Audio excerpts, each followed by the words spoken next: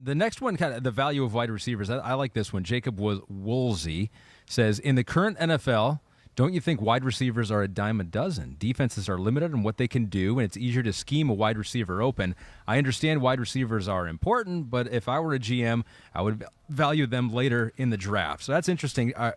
Do you look at wide receivers at times like a running back now, that there are so many good ones out there you can wait? I think there is definitely, it's a great question. I think there's some good thoughts there, and I think that pretty much holds true, except for there might be like every year there's 2 or 3 guys where you go, oh, that they're special, and that's where you go, okay, yes, my system will make him good, but shit, he's gonna make me good too, because I can just throw a slant and he's gone. Jamar Chase.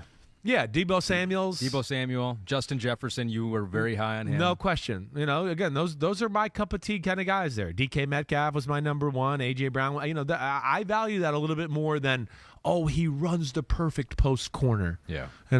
What I say is all those guys get open on the post corner too, because they're so fast to the post. Everybody's like, they're running the post, that the cut to the corner doesn't need to be that great because they've scared you to death already. So that's where I look at that. But I think the point is, and that's where I think it's interesting this year too. I think, yes, when you get down the line now and you get down to, here's, receiver 6 through 25, I do think sometimes people put too much value on receiver 6 or 7, and I go, man, receiver 19, to like your point what you just said before, is like barely less than that guy. Mm-hmm. So why do we got to take this guy right now? That's where I think teams kind of reach at times a little bit.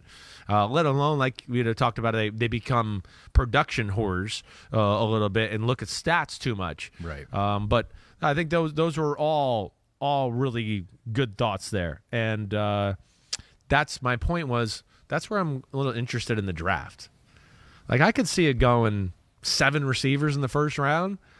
I could see 3 or 4 going off the round in the first round, and then, again, this is where I got to get deeper into the draft with defensive tackle and all, to where it goes. Maybe the 3 or 4 go in the first round, and then everybody starts to go, wait, well, there's a lot left here. We got to get our good D tackle or a good pass rusher right now, and all of a sudden it's a run of them in the 2nd and 3rd round. Okay, I could see that happening too. Well, let's go there then. Our friends over at PointsBet actually have a bet with this question. Will there be over or under 5.5 wide receivers drafted in round number 1? If Chris Simms was the GM of every team, there would be fewer than 5.5, right? You think there are, talent-wise, how many first-round wide receivers?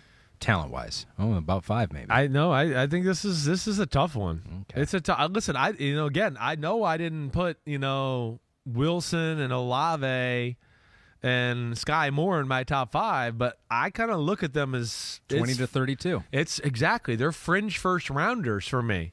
They are. And I understand Wilson, I'm in the minority. There's probably a number of teams that go, well, Chris Simms is crazy. I get that. I realize that a little bit with my pushback from some of the teams there. But that is going to be an interesting 5.5 over. I'm gonna go under. Going to go under. Let's see how it plays out. Under. It scares the shit out of me with Green Bay and Kansas City at the end of the first round. You think that's the perfect spot for some of these teams to say, hey, let's get one of these guys that we've fallen in love with. Yeah, and there's need there. I mean, Green Bay, they need to draft 3 receivers in this draft. 4. So that's... Yeah, what are they going to do? I don't know if we have a question specific on... Oh, yeah. Next Devontae, sorry. So you're going... I'm going over. Over. Yeah. I don't know where I'm going to go there. Okay, that one's pending. We're going to wait for you to look at the other position groups out there too, because you want a little bit more information. That's where I'm a little scared of it either way. You can go over or under on this bet, homies out there, and know that at one point Chris agreed with you. Yeah, right. I got to make a stance there. No, I got to make a stance here, really. 5.5, I'm making a stance right now. I'm going to say over, okay? There it is. PointsBet, anybody listening, Chris Simms is going to say over. Over, okay. All right, there we go. Now, download the PointsBet app, okay? Do it. It's easy. It's cool. Hurry up. They got a good deal. Why are you bossing me around? Because it's my show. Hold on a second here, Mr. Red Shirt hoodie guy. All right? No, if you're in an eligible state, PointsBet has an exclusive sign-up offer for Unbuttoned listeners that you can't miss. Download the PointsBet app. Use code NBC2K. That's 2K. 2K means 2000. 2000, Ahmed. That's yep. what the cool kids do these days, all right? I got that. So use code NBC2K to sign up.